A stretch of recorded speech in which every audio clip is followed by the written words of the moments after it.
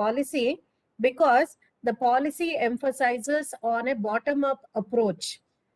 See, a policy could be successful not when it comes, something has to be implemented, and in real sense, it may not be implemented until and unless we who are at the grassroots, that is, who are working in the educational institutions, accept this national education policy in its real sense. So that is the reason why such programs are very much required. This kind of a sensitization with respect to national education policy is required so that we implement it in the real sense. Okay. So whatever is the spirit of the policy and whatever is in the letter of the policy, both have to be taken in the same direction. So in this regard, these kind of webinars are very much useful because we are the ones, we in the sense, the faculty members and those who are working in educational institutions, we are the ones who need to understand the policy. So first, I will just present to you. I hope it's changing.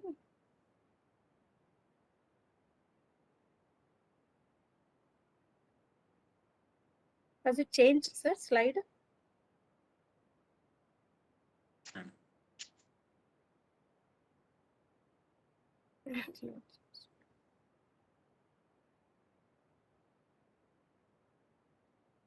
Yeah. So, let us see what is the primary vision of this national education policy. Has the slide been changed? Yes. Yes, sir. Yes, madam. Yes. Yes. Okay. Yeah. So,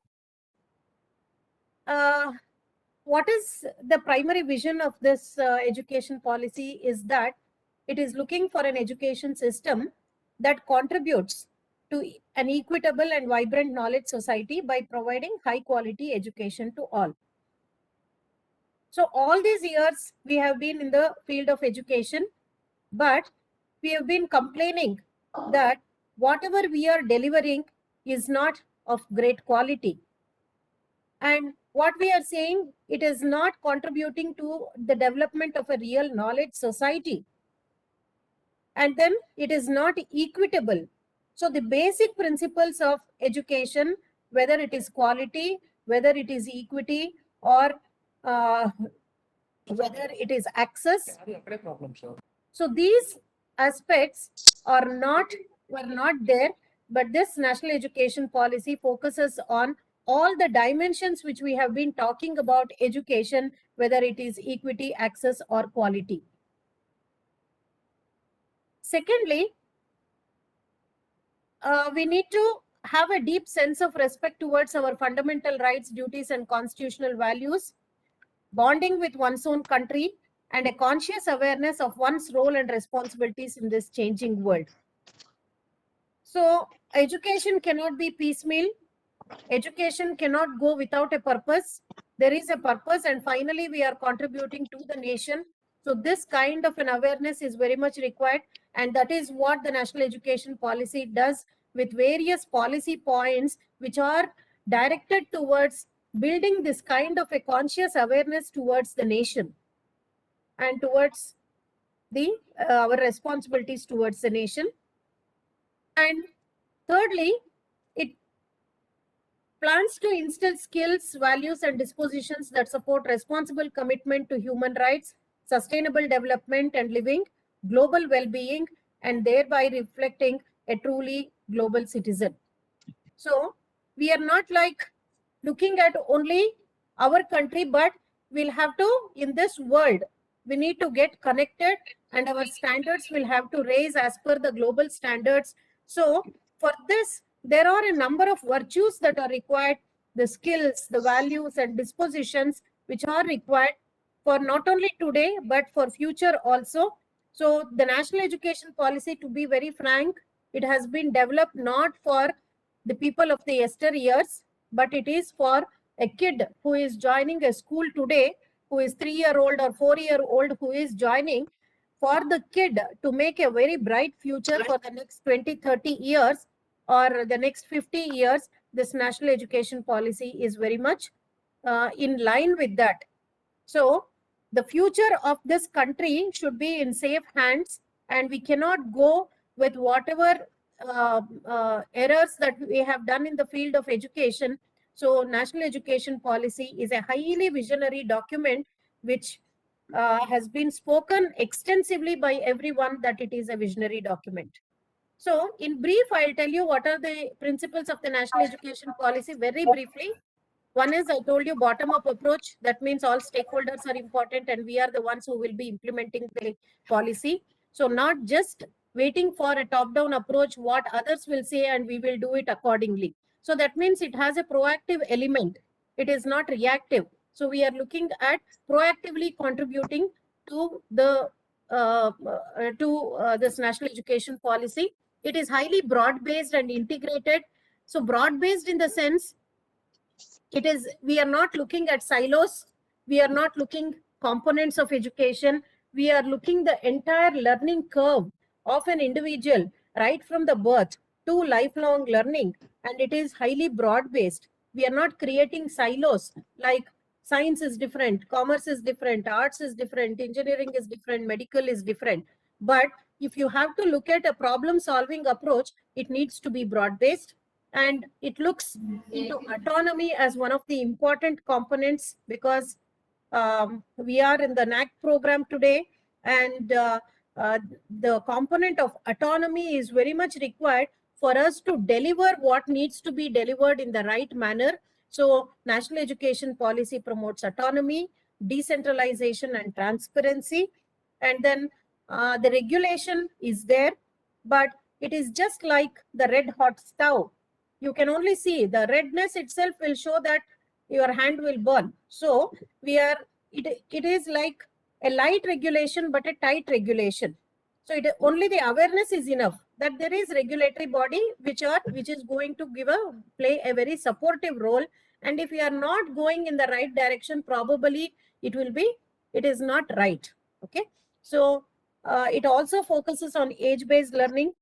So according to the age, all these years, what was happening, children were overburdened in the very age of first standard or second standard. Children were overburdened, but this takes into account the foundational literacy and numeracy. What needs to be given to the children at what age? So what is the brain development process, how it develops, and what it can assimilate? Okay, so taking into consideration this, age-based learning has been introduced, and it makes self-reliant. So we have been talking about Atmanirbhar Bharat, and you know that vocational education has been integrated across all the levels. So this integration of vocational education across all the levels shows that it is aiming at making people become self-reliant. It is, sir, can you mute, sir, please? Morning, sir. Professor Murli, sir, could you please mute yourself? Hello. Integrated and holistic, and with respect to language. So development of all languages, multi-languages, it has a multilingual approach, and it is India-centric. India-centric is, it is just when we talk about democracy by the country for the country. So in the same way, it is India-centric. Earlier policies, if you look at, it may be the 68 policy as well as the 84 policy. It was more so a extension of the British policies.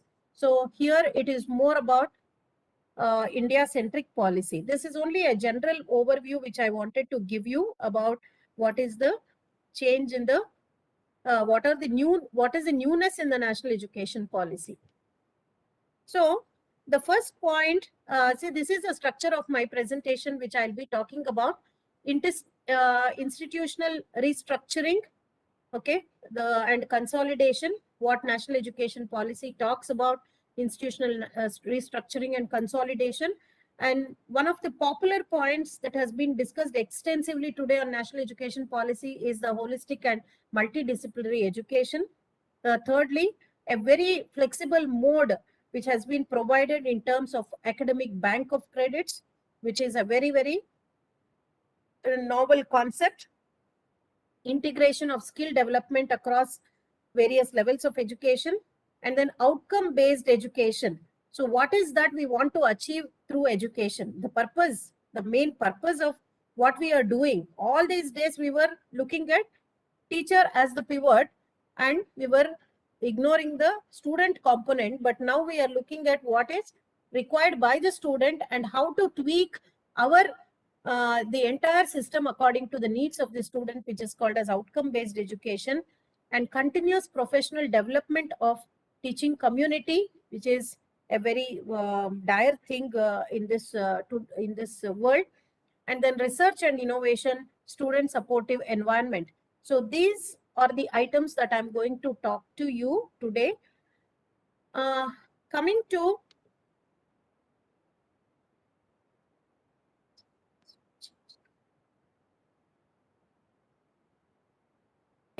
so looking at the institutional restructuring. So if you take the institutional spectrum, I know that there are faculty from different colleges, different universities who have joined today. So here, the national education policy suggests only 3 kinds of institutions. But today, how many kinds that we have? We have central government universities, state government universities. We give different nomenclatures. But the national education policy suggests that we need to have research intensive universities where research is the focus, but not that there won't be any teaching element. Teaching element is also there. Along with teaching element, there will be research intensive universities, teaching intensive universities where research is also a part of it. But the ratios in these things, in research, higher percentage is research and less is teaching. In teaching universities, greater percentage is of teaching and less of research. And all other colleges in future, down the line in 20 years, probably we will be wanting all the institutions to become autonomous degree granting institutions. So if institutions have to become autonomous and degree granting institutions, these institutions will have to raise their quality levels to become autonomous. You know what is autonomy? Autonomy in the sense the institution itself thinks about how the curriculum, what is the curriculum, what do we teach to the students, how do we teach to the students, and how it is going to impact the students, and how the student can build a career based on this. So that means autonomy. When we talk about autonomy, we have both administrative autonomy as well as academic autonomy. So these autonomies will have to be enjoyed by the institutions so that they have the capability to grant degrees by themselves. So this is the third category of institutions. So if at all institutions have to become more capable and autonomous, the national education policies suggest structures of this kind. And of course, even if you take the accrediting bodies, whatever is expected by the accrediting bodies, that has been more pronounced in the national education policy. So constituting board of governors and an academic council, institutions having a proper vision and mission, and defined powers and functions of the board of governors. So today what is happening, we may have board of governors, but their functions are only just attending a meeting, and we may not even take whatever directions have been given by the board of governors.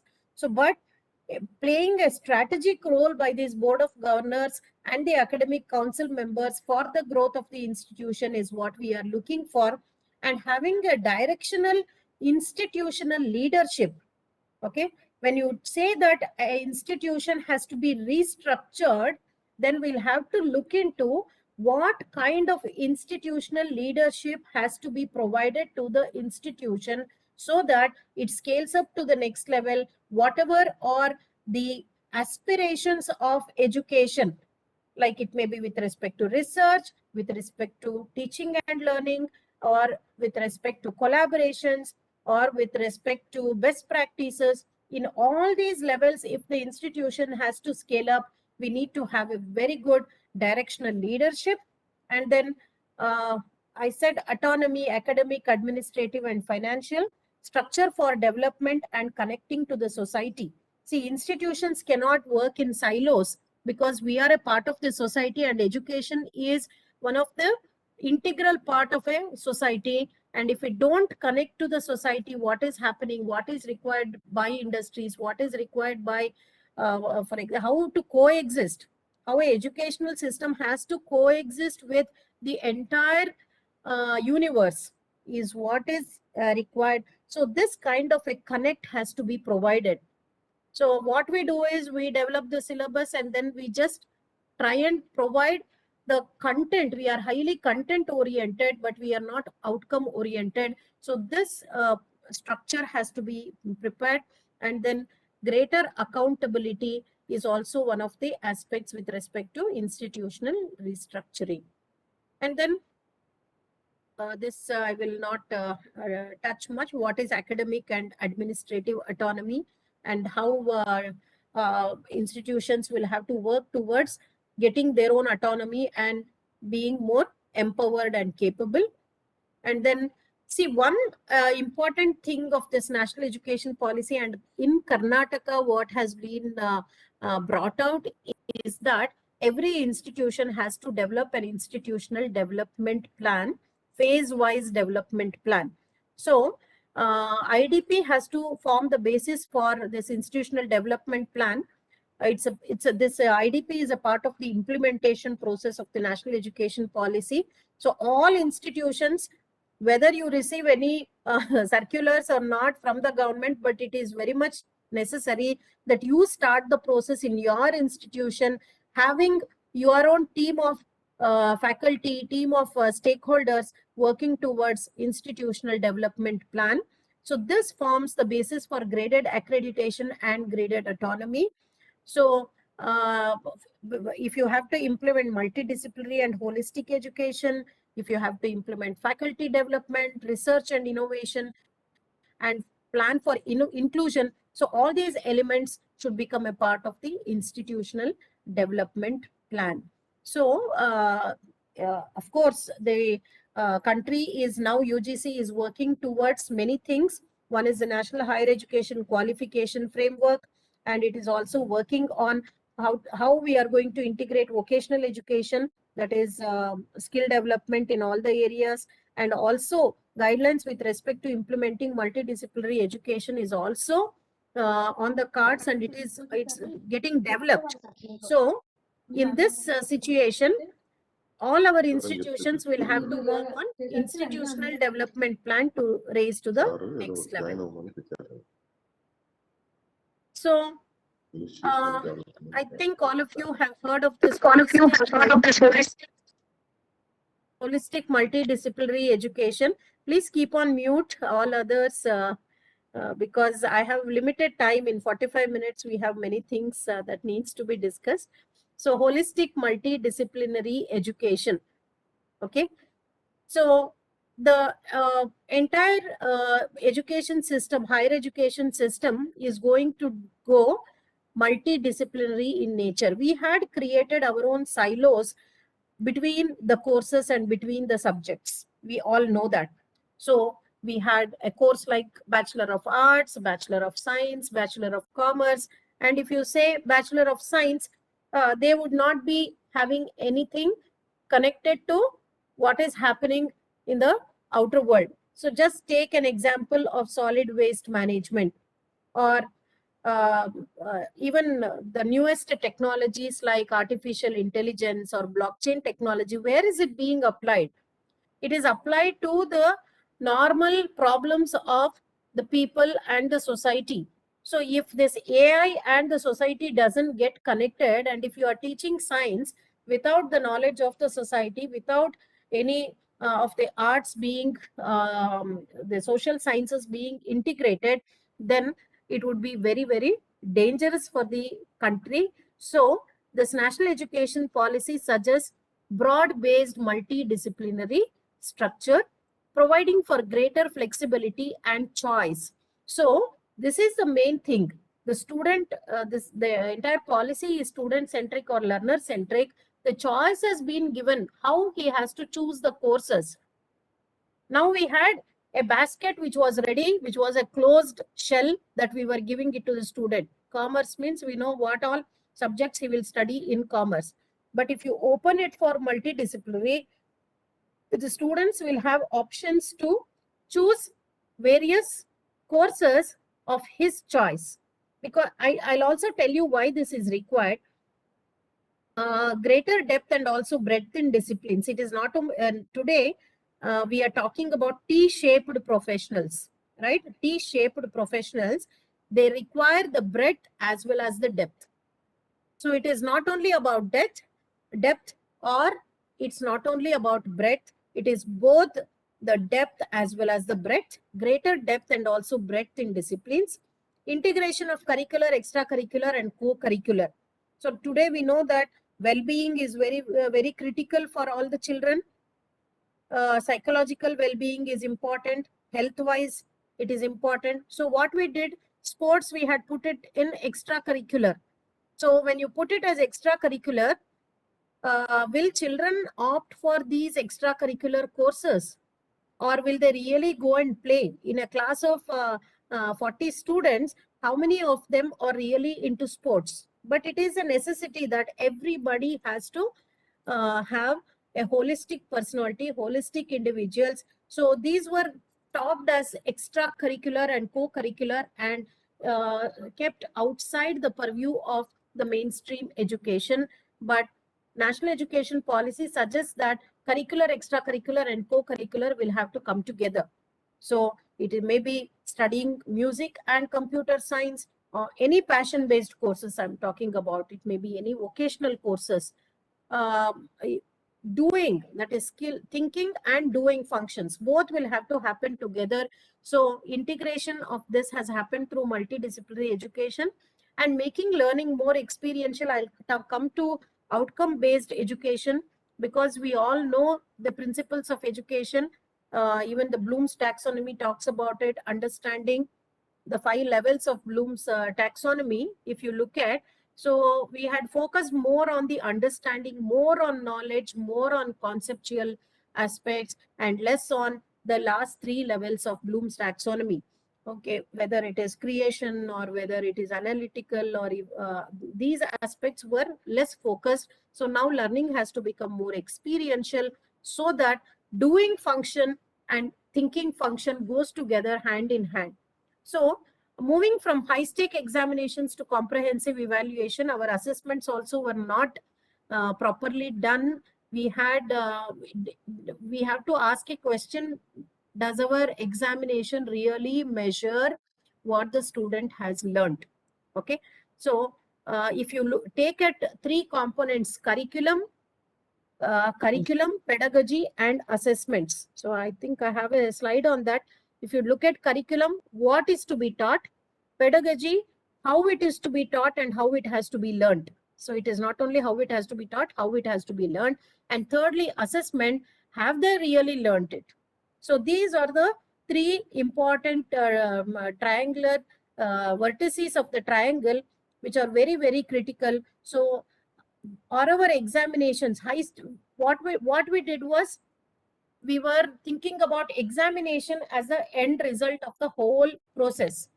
We never focused on the process, but we focused more on the final component called as the examination.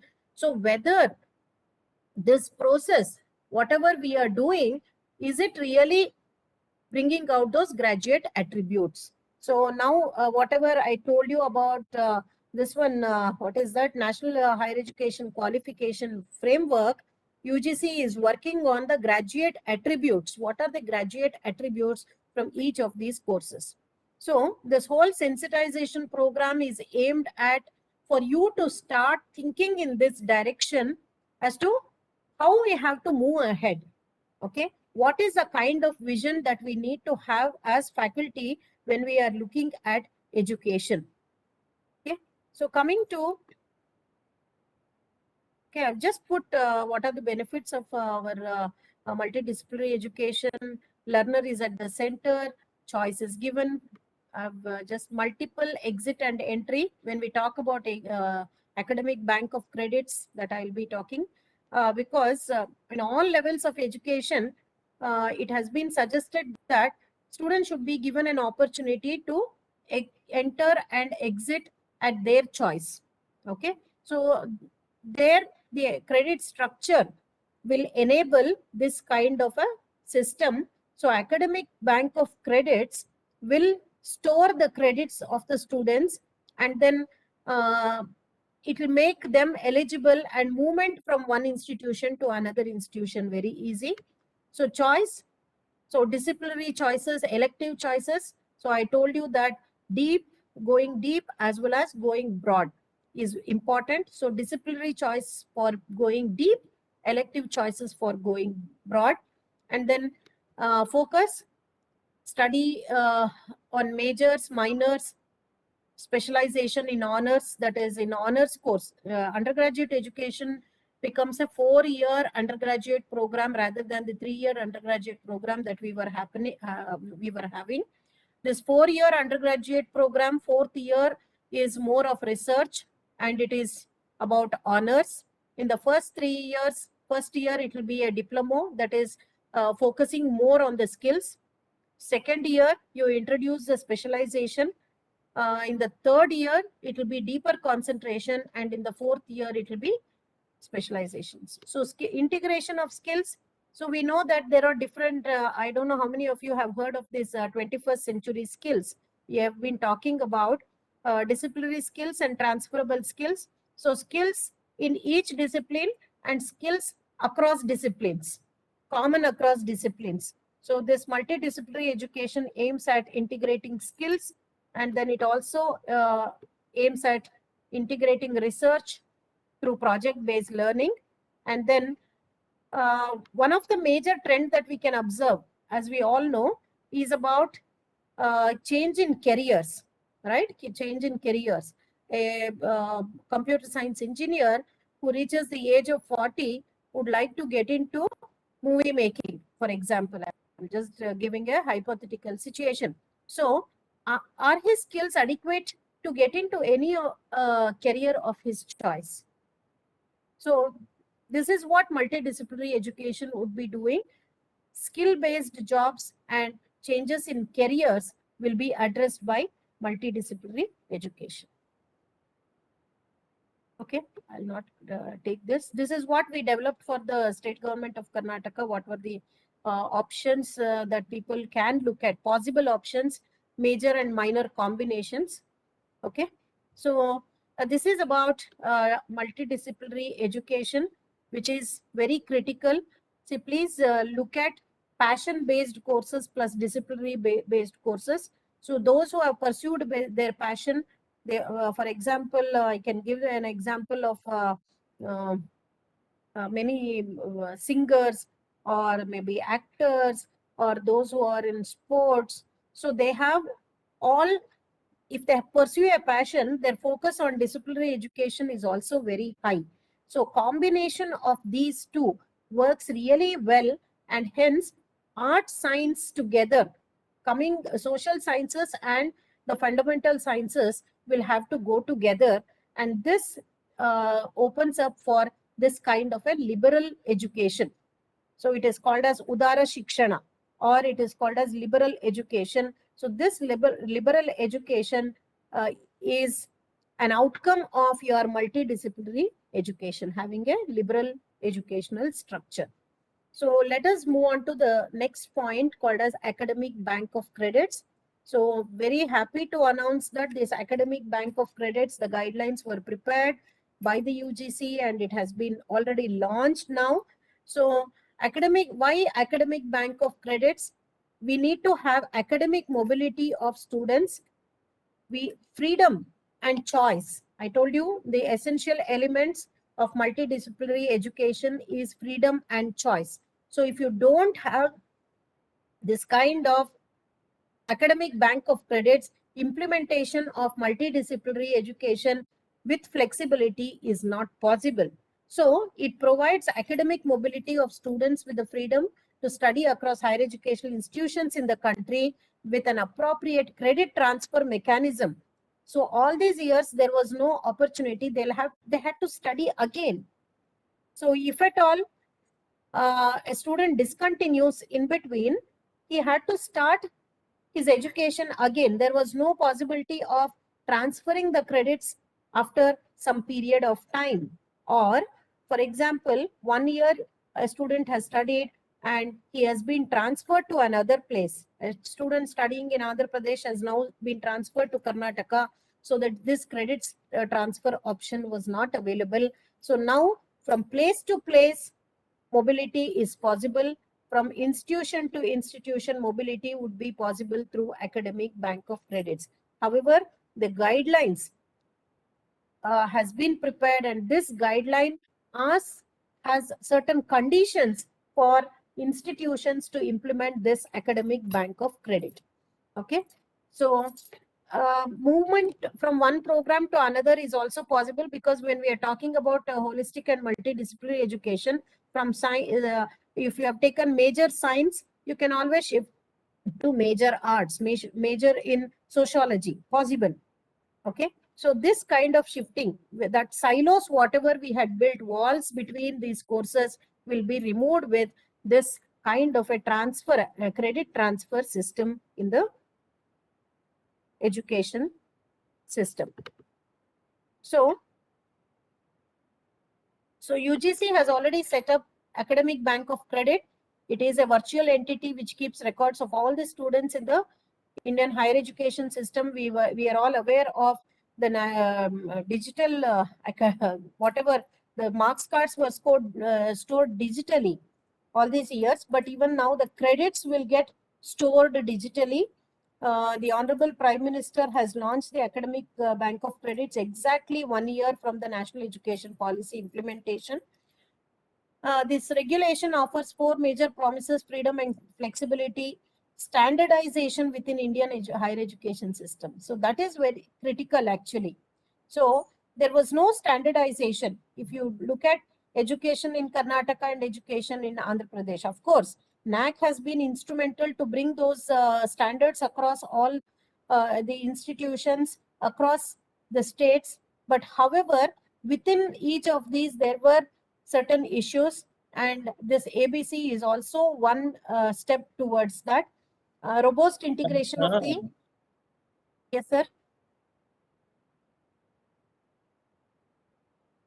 So it's a move towards international transfers were also a problem, right? Sir Mohan, sir, is there anything? No, ma'am. Please carry on, ma'am. Okay. So it's a major instrument for facilitating multidisciplinary and holistic education in the country. So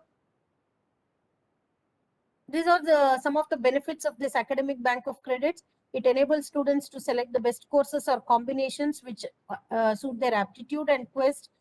Choices will be more friendly to students.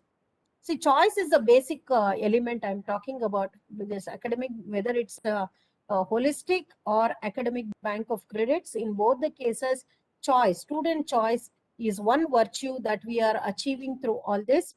And not only between institutions, leaving and rejoining, and from one country to another. See, when we conducted some foreign institutional programs also, we had issues with respect to transfer of the credits.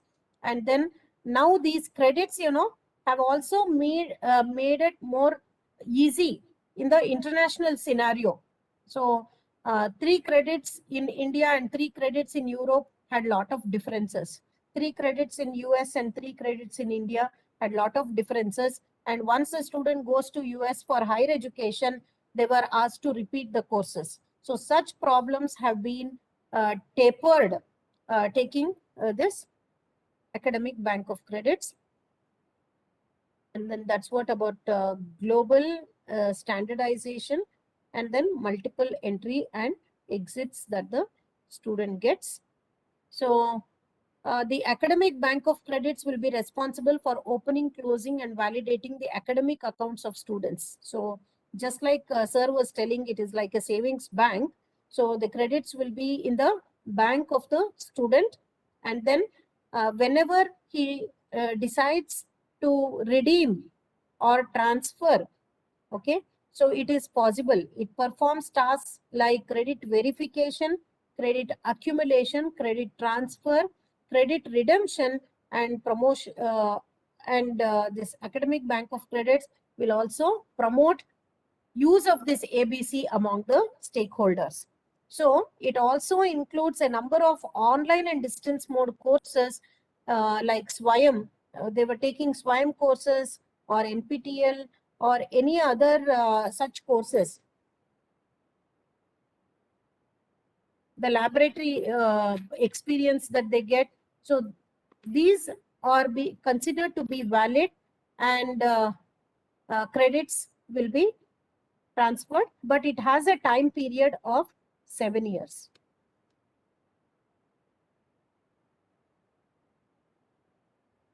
So these are some of the nitty-gritties of this academic bank of credits. Validity can also vary on the subject or discipline. Students can redeem these credits. If a student has accumulated 100 credits, which are equivalent to say 1 year, then they decide to drop out. Once they decide to rejoin, they can redeem this credit and seek admission directly in the second year at any university. And the validity is 7 years. They have an option to get back to the mainstream education in a period of 7 years.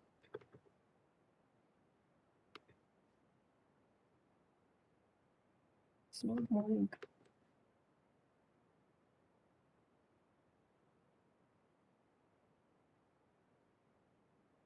Okay. So let us move on to the third component. We have spoken about 3 components already. One is the higher education structure, institutional structure. Second one was holistic and multidisciplinary education. Third one was academic bank of credits. We'll look at the fourth component, how skills get integrated. So right from 6th standard onwards, this skills gets integrated. So some generic skills will start at the level of 6th standard. Once they reach secondary education, that is 9th, 10th standards, they'll get in for more skills. 11th and 12th, that is higher secondary education, the skill base will broaden. And in undergraduate education also, skills have been integrated. So all these years we saw that skills were imparted through vocational education. So if you look at mechanics, turners, and then carpenters or plumbers, or any kind of those who are handling machinery, they were all into this vocational education. Now there is a major shift that vocational education gets integrated with the mainstream education, because skill education is now not restricted only to ITIs and polytechnics. So it has to get into the regular courses, the courses that every student studies. Okay. So I already told that we were highly content oriented, but national education policy suggests that don't focus on the content, but don't focus on the volume, that is quantitative content, but look at the quality and what kind of skills are being imparted. So teaching should include more practical and research based training, that is 50% theory and 50% practicals. So, and theory and practicals will have to be linked. So we know the skill report, and even NASSCOM has come out with the skill report. It says that employability is as less as 6% in the country. So if you look at the employability status, it is very, very critical that we need to integrate skills in the mainstream education. And then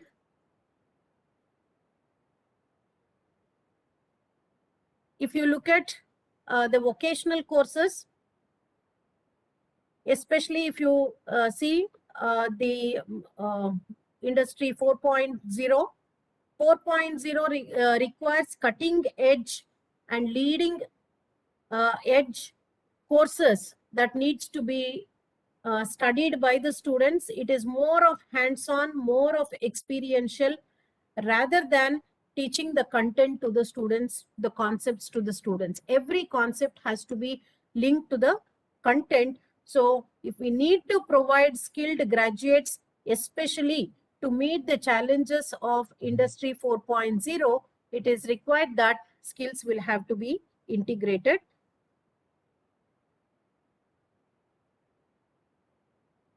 So I also mentioned about becoming Atmanirbhar, and then the NEP 2020 talks about something called as Lokavidya. I don't know how many of you have heard about it, because skills, the local skills, the local skills. So for example, our university is located in some remote village, okay, or not the capital city, but in another district. Then in such a case, what are the skills? For example, from North Karnataka or some parts of Andhra, where weaving is one of the major skills. So how these skills get integrated? So National Education Policy provides for a combination of the disciplinary courses and the skills, vocational skills like carpentry, plumbing, electrical repairing, horticulture, pottery, embroidery, and any skill which is prevalent specific to that location can be integrated with the education.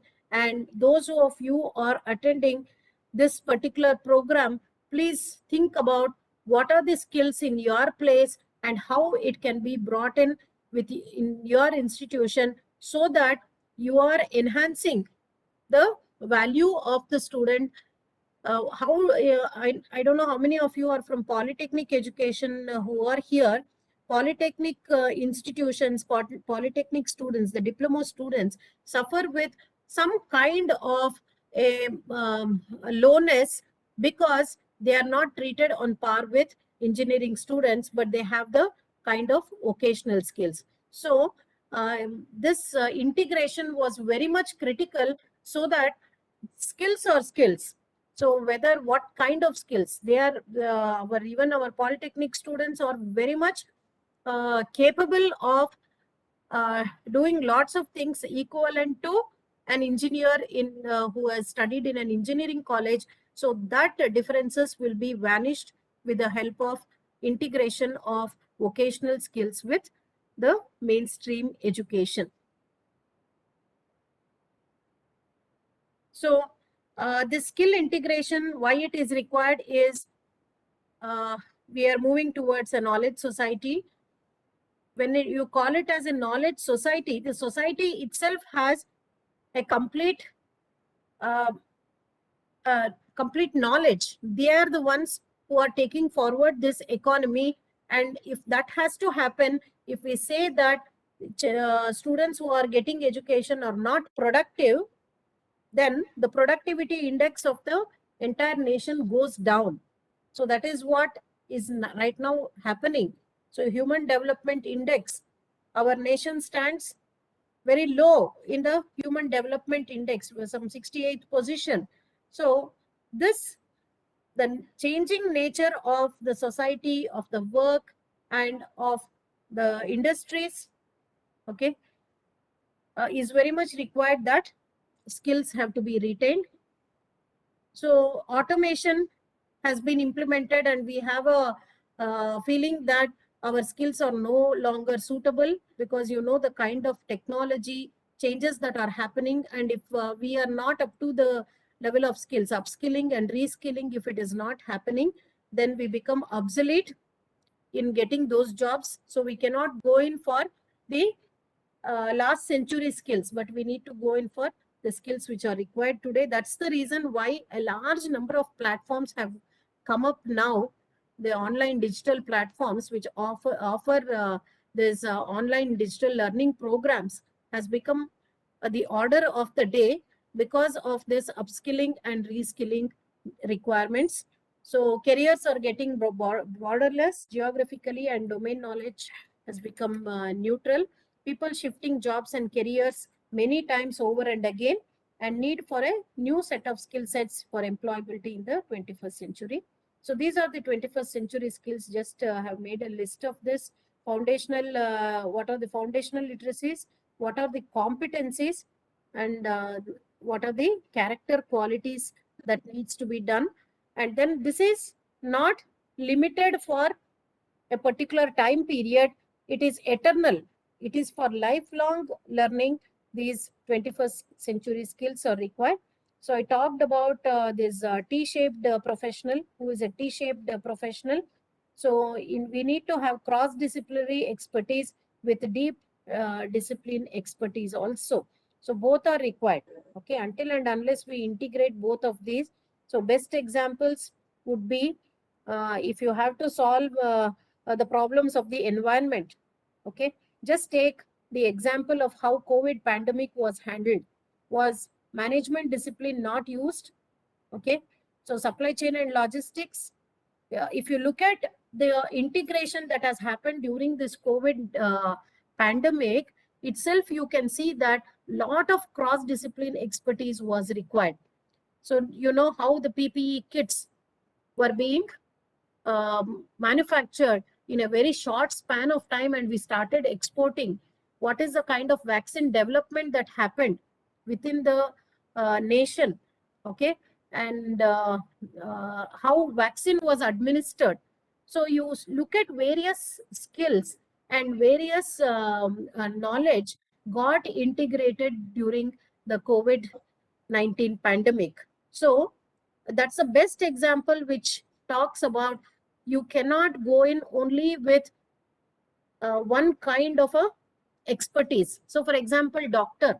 So if you take a medical professional, he does his work like he understands, he diagnoses the problems and gives the medicine, but at the same time it is required for him to communicate with the patient, for him to communicate with the family of the patients, understand his socio-economic background, right?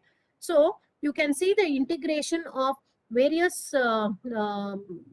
courses that happen in just medical education. Similarly, if you take anything, especially the startup culture today, it calls for a multidisciplinary approach rather than looking at, for example, if you have to start a business, law is required. You need to understand IPRs, intellectual property rights. So if you are coming out with a new product, it is not about business, but at the same time, IPR is required. So integration has to happen between these two. So skills are very, very critical. That is what I would like to say. And we need to shift from teacher-centered courses to student-centered courses. This is because all of us are teachers who are attending this program mostly. What we were doing and how we were approaching our entire education. So if you look at this, what do I know that is important in this field? So we were studying from the textbooks, and how we were organizing the content, how the lecture has to be delivered, and what are the questions that we'll have to ask. And we set the learning objectives. Students never said what they want. So always it is about going outside in rather than inside out. Inside out means, as a faculty, I am going from my approach, what is required to the student. Have we understood what is really required to the student? Okay, so just have this mantra. It is not about inside out, but it is about outside in. So you can see the directions of the directions of the arrows here. So here it is from left to right, but in a student-centered course design, it is from right to left. Okay, so what do students need from the instructor to progress? That is the content. So for example, we'll start from here. Learning goal. What will students be able to do by the end of the course? That is the graduate attributes. What will students be able to do by the end of the lesson? How will we know whether students are progressing? What do students need to practice and progress? What do students need from the instructor to progress? This we are not defining. We understand the student and then define all this. So that is very, very critical today. So going from outside in and not from inside out, that's why research plays a very, very critical role. Please place great importance to research, because research tells you what is outside. Okay, so the textbooks only look at the inside out. We are studying and we have some knowledge and we are imparting it, but what is required by the industry, if you don't research, what is required by the society if we don't connect our research to the society. So we know that many research scholars are doing research, but what is the value of that research to the society? If we don't think about that, we cannot impart this kind of skills in the at the institution level. Okay,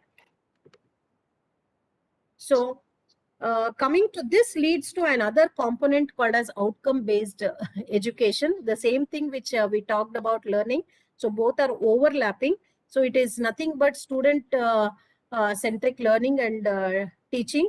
So we are trying to fix what is required by the student, and we are going with all processes, whether teaching, assessment, teaching, pedagogy, teaching, learning, pedagogy, and assessment are directed towards the student. That is called as student centric learning. We can call it as outcome based learning. So today we all have to integrate this kind of outcome based learning. That is what national education policy talks about. So this is what I told you, but 3 elements: curriculum, pedagogy, and assessment. What is worth learning? What do students learn and teachers teach? And how do we know whether students have learned? That is assessment. So there should be alignment of all these 3. So that is a proper learning environment that we would have created in the institutions. Sorry, this is so talks about the same thing. Outcome based education. Look at this from broader to the narrow. So broadly, in the entire structure of education, we need to have what is the outcomes, what are the attributes, what are the outcomes that are required, what he should be able to do, and secondly, how to make the student achieve the outcome, and then what do we integrate in teaching and learning, how we are going to make it more experiential, and how to measure what the student have achieved. And this is the assessment. So our high stake examinations, 100 marks final examination, will not measure really the outcomes. Okay, so how are we intelligently making the questions, how practical it is, and how are we measuring in the process of learning itself becomes critical. Okay, so this repetition. Okay, so very important for all of us is levels of outcomes. We need to understand how outcomes get integrated right from the vision of the institution to the course and to the student, making student achieve his objectives. So that's why we start from the vision, whether the vision is integrated with the mission.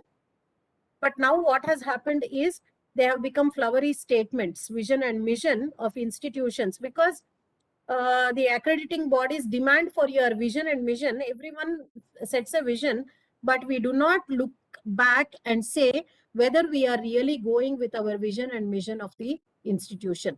So this vision and mission has to become an internalized process in the institution.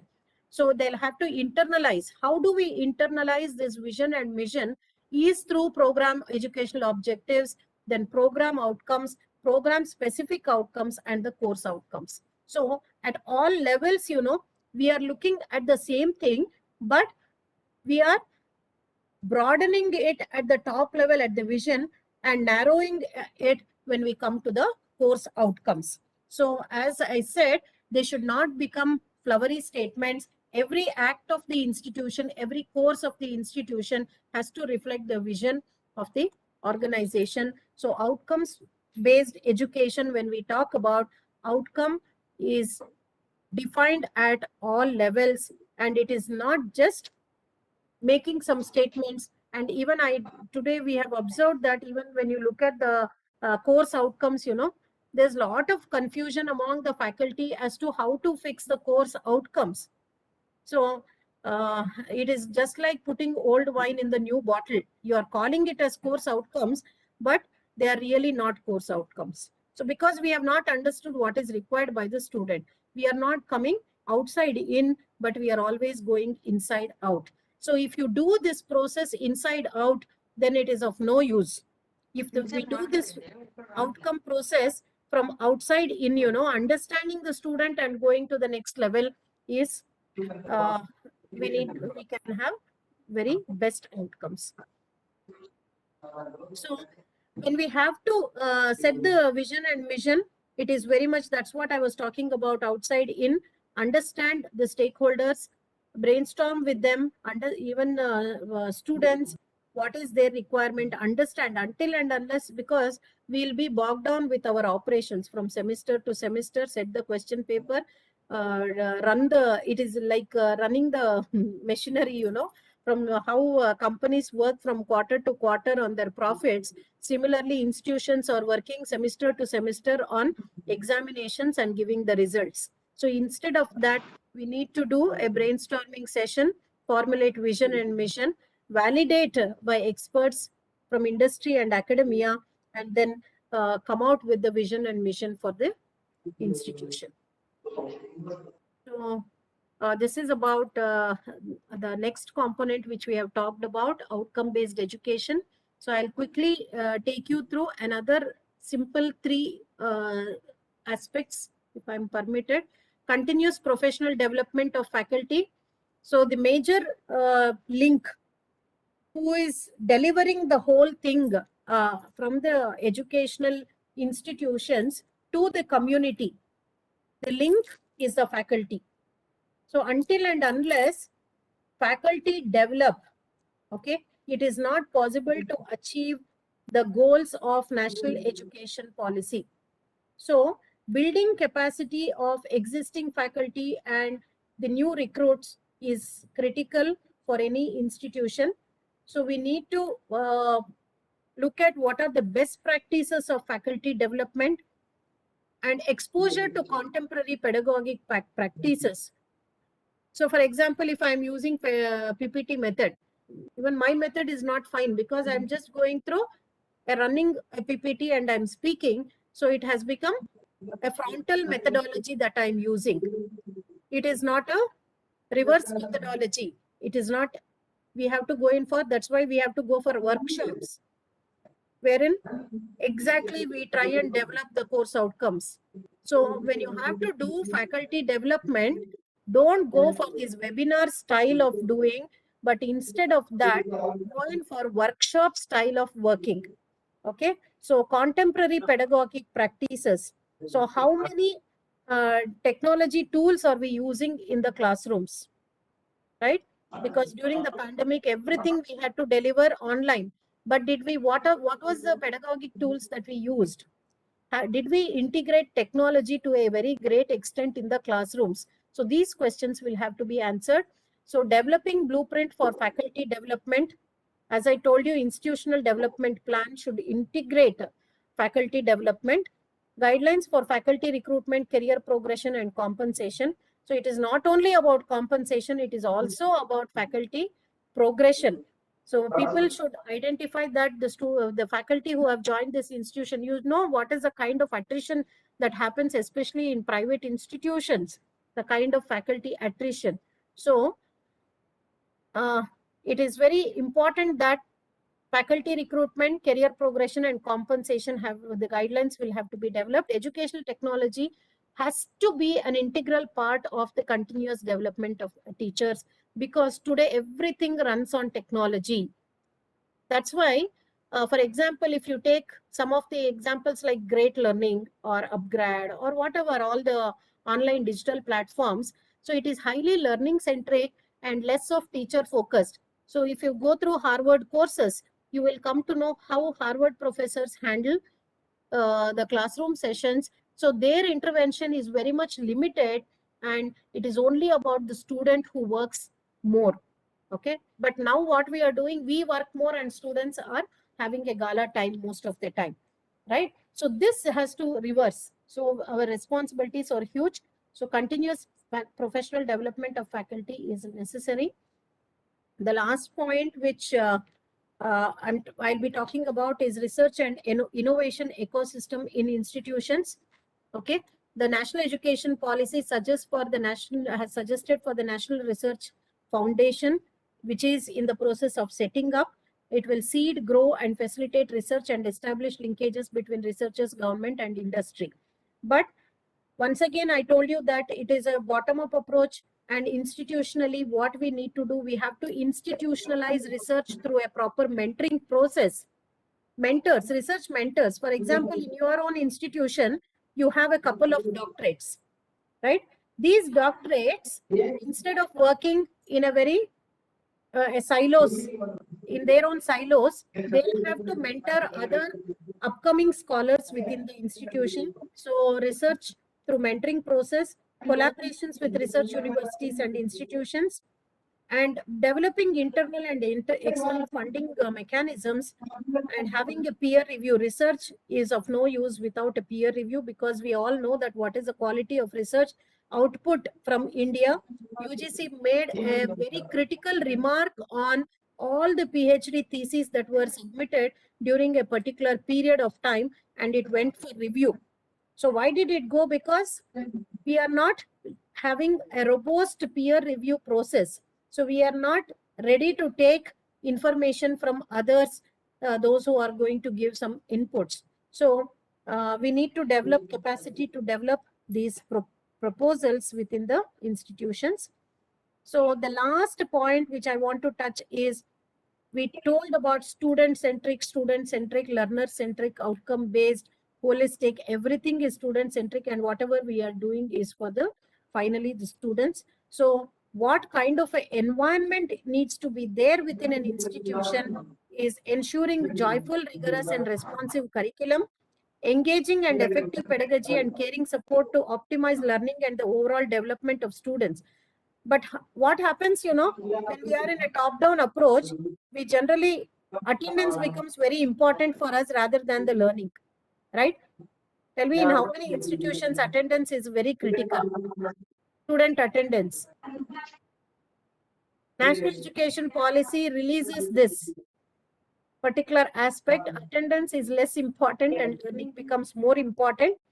And then promoting student wellness, because we are looking at holistic individuals for our knowledge society, good health. One second.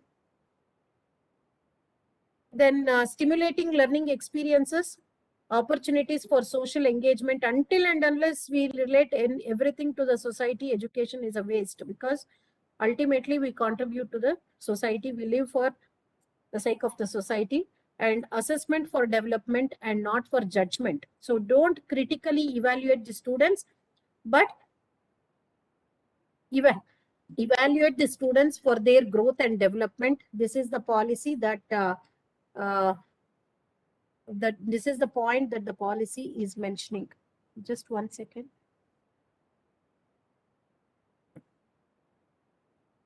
So this is about the various national education policy points that I wanted to mention, critical for the institutions being getting sensitized to what is national education policy and how we need to change the environment within our institutions, and let us become the change makers.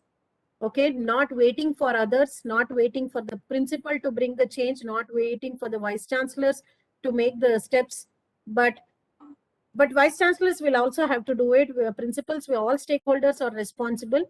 So my appeal to all of you who have attended this program is that let's make NEP a reality, because it is for the good of our nation, it is for the good of the society, and it is good for the future generations who are going to experience an education system in our country. Thank you so much. I thank NAAC, Shamsundar sir, Mohan sir, and Vishnu Mahesh, all of those who made it possible and given me an opportunity to make the presentation.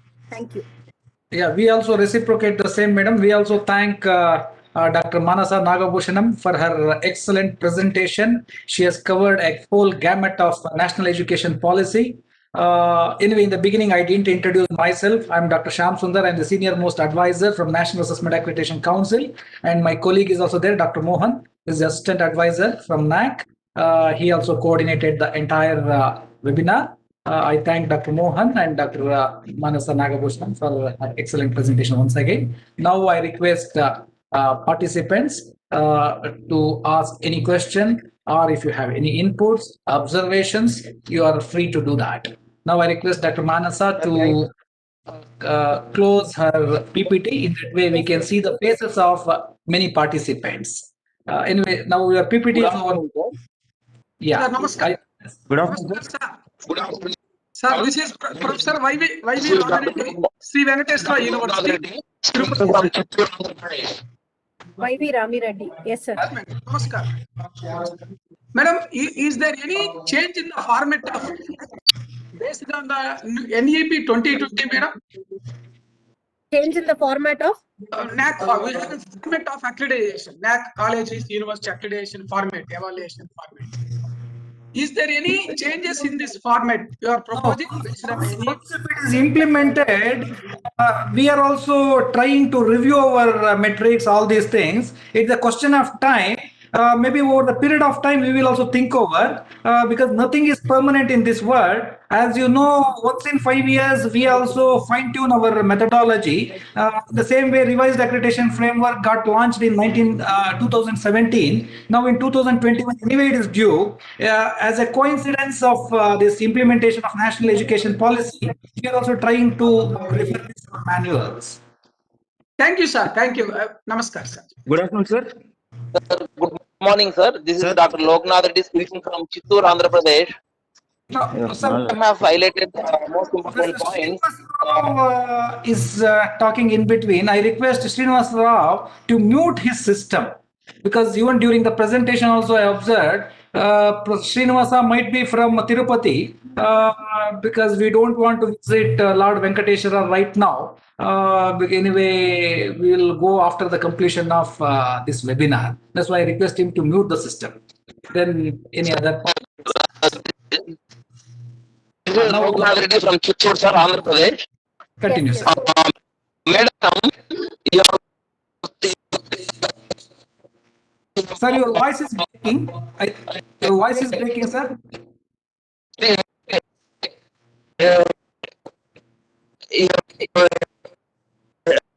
No, sir, we are not getting. extensively explained about the procedures and system. And I just want to know, this is Loknath Reddy speaking from Chittoor, Andhra Pradesh. Yes, sir. So, Dr. Point Loknath, two. sir, you may send your question in chat, sir. Your voice is not audible. Correct. Correct. Good afternoon, sir. Good afternoon, madam. Good afternoon, sir. Please tell me. We enjoyed your webinar very much, madam. It's very informative. This is Thank you Loknath very much, madam. Reddy. Loknath Reddy speaking from Chittoor, Andhra Pradesh. Now, Professor Loknath Reddy, I think you can send your question in the chat because your voice is not audible. Maybe I think you might be using your mobile phone. Networking might be very poor. That's why I request you to send your question in the chat box, sir. Yeah, I think another participant. Madam, good afternoon, madam. This is Mastan Wali from TRR Government Degree College, Kandukur, madam, Andhra Pradesh. Yes, sir. Madam, you are talking regarding the holistic multidimensional approach, madam. It's a very, very useful to the present day students, madam. But actually, how far it is implemented, madam, right now? Why? Because I'm an MSc postgraduate, madam. I'm working as a lecturer. I applied for this data science engineering course in BITS Pilani. I was rejected. I was denied admission based on that I didn't have any qualification in the intermediate level basic mathematics, madam. I didn't got the admission there. But we are talking about the multidimensional approach. We can science students can go into the arts background and they can study that one also. So why can't science students? Please, madam, please throw some light, The please, madam. implementation, the process is on actually. So Karnataka is the first state to implement this multidisciplinary education. It has already universities have already developed their curriculum based on multidisciplinary education, and all colleges this year itself they have started, and other states will have to take up at the national level. Guidelines for multidisciplinary education has been developed, and it's in the process. The UGC will very shortly release that, and once it is done, probably there will be more clarity as to how exactly this will be taken forward, and then how this thing would be brought. But whatever I was presenting, what we did it in Karnataka, I was a member of the curriculum development in the multidisciplinary space for Karnataka. So for all the universities, that whatever we have developed, so that's why I know about it. But other states will have to take it up at the national level also. It is happening. It will happen in a very nice way, and then I'm sure that it is going to take the spirit of the policy, whatever policy spirit is there, that will be implemented in the right spirit. Thank you. Thank you, madam. Madam, good morning. Good morning, madam. Am I audible, madam? Yes, Dr. sir. Loknath Reddy speaking. Yes, sir. Madam, you have extensively explained the various items. With respect to the fourth item of skill development programs, particularly skill development courses, you have talked about the pedagogy, theory 50% and practical 50%. Can you throw some light on evaluation procedure for skill-oriented programs? In case of skill-oriented programs, we'll have to devise our assessment methods as to how to evaluate the students. Okay. One is continuous evaluation, continuous comprehensive evaluation. We are all aware about it. So yes, madam. Continuous comprehensive evaluation, we have to devise in the international level. There are around 30-35 methods of evaluating the students using this continuous comprehensive evaluation, right from critical analysis of research papers, or it may be case study methodology using case presentations, and it may be students actually hands-on working with something, and then they will be assessed there. And then, for example, in summer internship programs, you will be the industry people, though if a student has worked in a summer internship program, the industry people themselves give the evaluation how student has really applied it in the real time situation. So if you look at even in the internet, it is available, sir. There are a large number of for skills especially assessment tools are available. So maybe some close to 30-35. I myself, I have found, I've made a list for when we developed our curriculum here. We have listed all the kinds of tools that are available to assess this. So if you can access it, you will be getting what are the methods that we use, not only the examination that we have to take it up. Okay. Okay, madam. Thank you very much. Comprehensive evaluation will help. Yeah. Thank you, madam. Thank you. Madam, good morning, madam. Yes, madam. This is Dr. Farida, IQAC Coordinator, KVR College, Kurnool, Andhra Pradesh. So one question which haunts me every time here is, as you rightly said, madam, your informative is just like a capsule for the whole NEP. And regarding research, madam, you have thrown focus on the research, but most of the government degree colleges are denied of taking this guideship, madam. So we have the research centers, and most of us are doctorates, but we feel that we are just thrown away from taking up this research. Madam, just throw focus, madam, and just ask the universities. Guideship is one way, madam. See, research means when we are talking about research, research is a passion, basically, right? Yes, so yes, madam. It is I do understand. about just getting a guideship doesn't mean research. So we need to identify some research areas and start publishing, and then we need to establish ourselves in this whole process of having. So naturally, we'll have to figure out the ways of getting guideship. Whether I'm not aware of whether how the government institutional structure works, But if it comes under a university, certainly you can approach any university and take guideship, or even with respect to papers, you can publish large number of papers, especially today. Quality papers are the need of the hour, because quality papers cannot be generated so easily.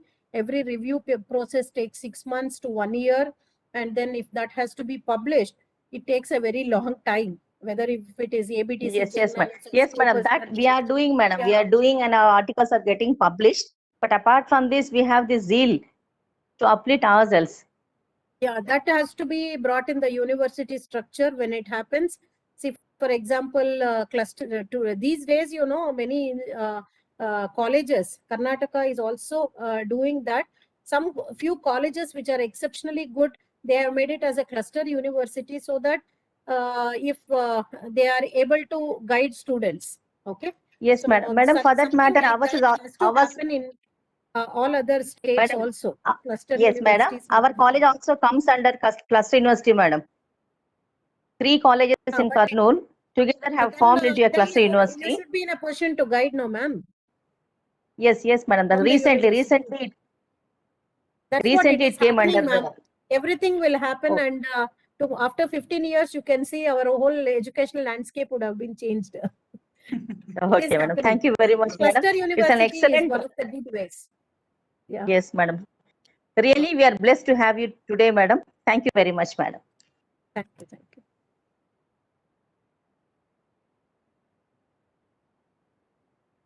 Any other questions, or we can close it, sir? Madam, I have a question. Morning, madam. Yes, ma'am.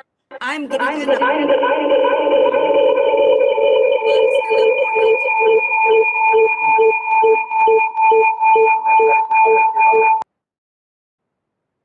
Yes, ma'am. Madam, you are not audible. Please unmute can you hear me? without Yes, the yes. dog noise. Yeah. Yeah, sorry. The Yeah. NEP is an excellent document. Now, my question is, education is the concurrent list. So the structure and what we've been talking about, how much freedom is an individual institution going to have to implement it? Like as it stands now in Andhra Pradesh, ours is an autonomous college, but the structure of programs that is imposed on us by APSHE. So how much of this would we be able to implement as an autonomous college is my question. I think, no, we are going to be restricted. So right now that is the situation, because at 3 levels, one is university level, the next is autonomous level, and next is the affiliated college level. So what is NEP trying to do is, over a period of time, this kind of autonomy, graded autonomy, every institution will experience. So for that, quality is the key, right? Quality of an institution will determine whether you can get that kind of graded autonomy. That is one thing. And secondly, to some extent you have that, ma'am. For example, you can always introduce certification courses if you have to make it multidisciplinary. We can always introduce open elective courses which are multidisciplinary in nature. And once the university takes up, and if actually it has to happen with every institution, but NEP suggests that institutions should have lot of flexibility. It is not prescriptive in nature. It doesn't say that this is the course. It only tells that this is the elective, elective 1, elective 2, elective 3. If it says that, then you have an option to introduce what kind of an elective has to be brought. So it doesn't really prescribe the specific courses generally. It tells that autonomous institutions can determine their courses, but it all depends on how this multidisciplinary education guidelines are going to come. Please wait for it another month, probably you'll be getting that, and we will get more clarity on what will be the level of autonomy that we will be experiencing. But the whole NEP as a document visualizes the next 20 years, all educational institutions will become autonomy degree granting institutions. Okay. Yeah, yeah. Thank you, madam. Thank you. Also, about now, say a student is, we are talking about a multidisciplinary approach. So, if a student has been taking courses maybe in the humanities, would they be able to then switch over maybe to a life science course? That kind of flexibility also, is that going to be allowed, and will Yes, those yes. credits Yes, be yes. transferable? Yes. Yeah. Academic bank of credits will provide for that actually. That flexibility will be there across courses mobility, across institution mobility, and across country mobility. Disciplines, So all the three disciplines also, disciplines. right? Yes, From yes. arts to sciences to Yes, yes, commerce, ma'am. they can switch Yes, ma'am. and teach as they like. Correct, ma'am. That is the Yeah. original document of National Education Policy talks about Yeah, that. yeah. Yes, ma'am. Thank you, madam. Good afternoon, ma'am. Yes, ma'am. Good morning. Ma'am, this is Hello. Dr. R. Vijayalakshmi from Rajahmundry, ma'am, Guide School of Pharmacy. Ma'am, I have one question. Ma'am, is it possible to start a certificate course by any affiliated college, ma'am? Yes. You can start. Thank Shamsundar, you, sir. To say that. Yeah. Yeah, see, Hello. Just start, madam. There is no rigidity because it depends on your ingenuity, it depends on your interest, it depends on your initiative. When there is a zeal, definitely you can do wonders. Because if you think it is not my job, it's my job is only taking a couple of hours per day. Why I should introduce all these things? Why I should think? Then definitely nothing can be done because it depends on because teachers are the kings. Definitely whatever they want to do, definitely they have 100% freedom. Even in the present system, they have a lot of freedom. Present Forget system also there is freedom, but we do Yeah. not know how to use that freedom. That's the only problem. Correct. Right, very right. Yeah, because Madam, now I think Madam from Namaste, Autonomous madam. College. Namaste, madam. One doubt, madam. Madam, see, now in India, if we have Your doubt will be the, sir, your doubt will be the last doubt, and you will be the last speaker, sir. Anyway, now time is up. You would be the one, last sir. speaker. Sir, some important question, Shyam Sundar, sir. Some important I want to just mention. Sir, you No see, problem. India now, you see, one college is there. UGC is coming and inspecting for autonomous. NAAC is coming and inspecting for accreditation. AICT is coming and inspecting. National Board of Accreditation is coming and inspecting a single college. So the NEP is providing one nation, one inspection, one rank. That's what they're thinking. That's what they're thinking, sir. Now duplication also would be avoided in future. Once NEP is implemented in full scale, that type of duplication would be avoided. In that way, you need not worry at all. Now coming to the closure of this. Actually, I did not present that particular point with respect to the regulatory system. The regulatory system is undergoing a great change actually. So earlier it was UGC performing multiple functions. Now, based on the functions, there will be classification of the regulatory bodies also. But one more thing which I wanted to say for all educational institutions is that why are we taking that? See, why we have to look beyond UGC, we have to look beyond NAAC, we'll have to look beyond all the regulatory systems. See, what is happening is, Madam asked a question, can we introduce certification course? See, what is happening is we are all looking in a framework. Okay, so always we are constrained. We are thinking if UGC comes, if NAAC comes, it's a very big headache. But if you have a system in place in your institution, and if you are doing any number of accreditation bodies come, you should be in a position to handle that. So that's my take actually. However, the regulatory system is going to undergo a big change according to the national education. Thank you. Yeah. Dr. Manasa is totally right because we should not think that NAAC is a headache, AICT is a headache, or whatever the process you are participating, you should not think that as a headache. Because during the process of that headache period, you would be learning a lot of things and you would be fine-tuning your documentation process. Once if you are strong enough in documentation, forget NAAC, forget AICT, all those things. Whomsoever asks, everything would be ready. Only thing is just like adding embellishments depending upon the requirement of a particular agency. That's why documentation should be strong enough. Now, especially when we have launched revised accreditation framework, we have given a lot of emphasis for documentation. In the beginning, there were a lot of inhibitions. Many institutions were not comfortable. But during the last 3.5 to 4 years, many institutions became very comfortable. And also during the process of this pandemic also, we were constrained to go online. See, by chance, had we not introduced this online system, definitely NAAC would have become totally standstill. Maybe we were ready before Corona itself. In that way, NAAC had a very strong intuition about Corona also. That's why we had introduced this online accreditation, because 70% is online, only 30% is offline. In that way, 2017 itself, NAAC was ready for online accreditation. Now, anyway, in the democratic country, it takes its own time, because NEP also cannot be implemented overnight. Because now we are also starting this type of sensitization program to all the academicians in the country, because this type of program, maybe about 40-50 programs should be organized in next 10-15 days. Imagine the tremendous impact of this type of sensitization across the country. Thereafter,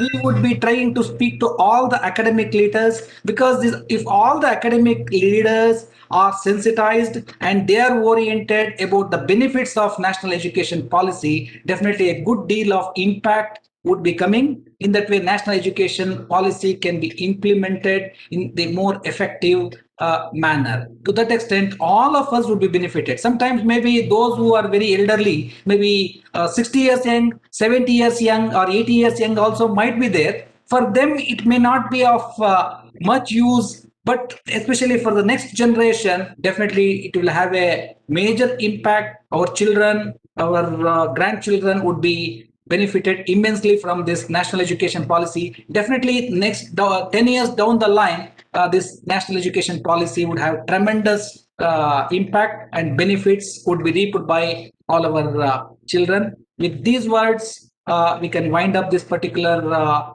webinar.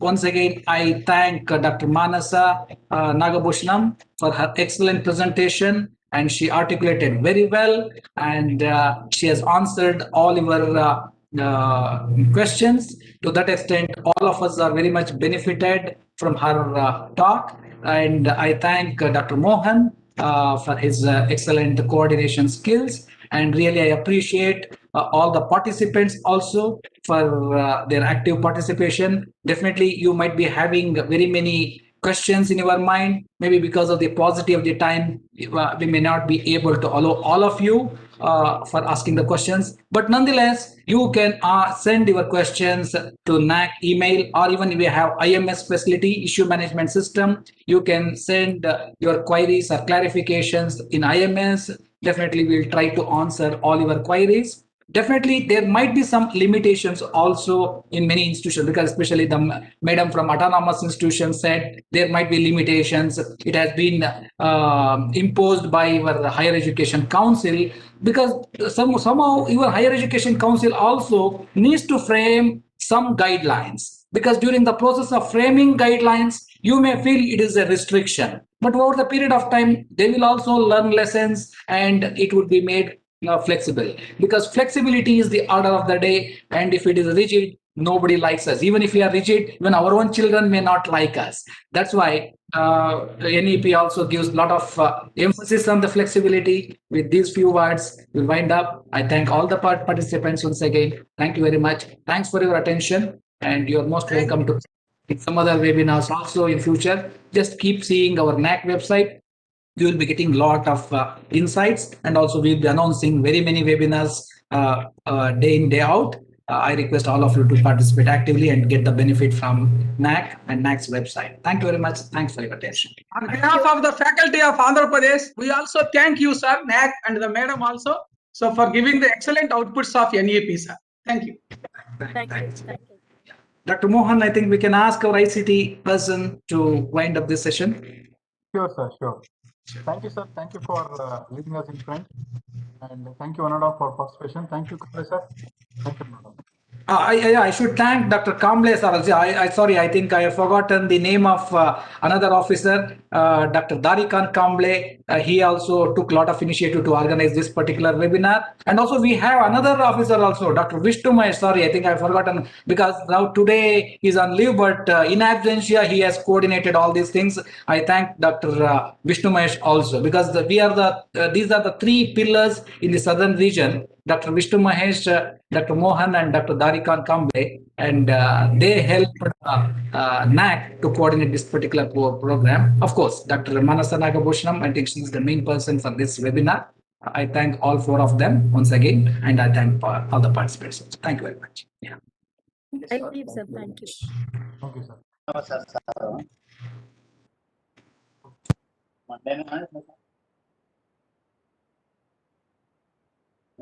నేను message పెట్టినా sir call చేస్తాను programme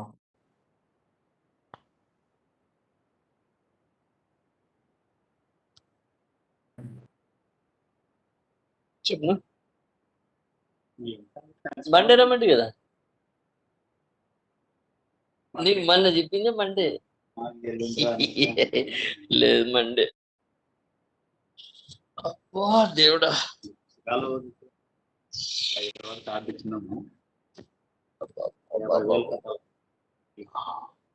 వచ్చిపోయానమ్మా 10:30 నుంచి సాగుట్రిన ఆయన new education policy తీసుకొస్తున్నారు ఇంకా అయిపోయింది state wide గా all India one ఉన్నారా ఏమన్నా మాట్లాడాము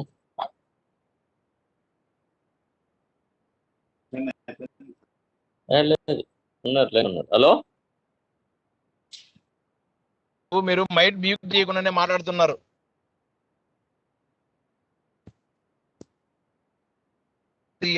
Somebody is speaking without muting the mic, sir.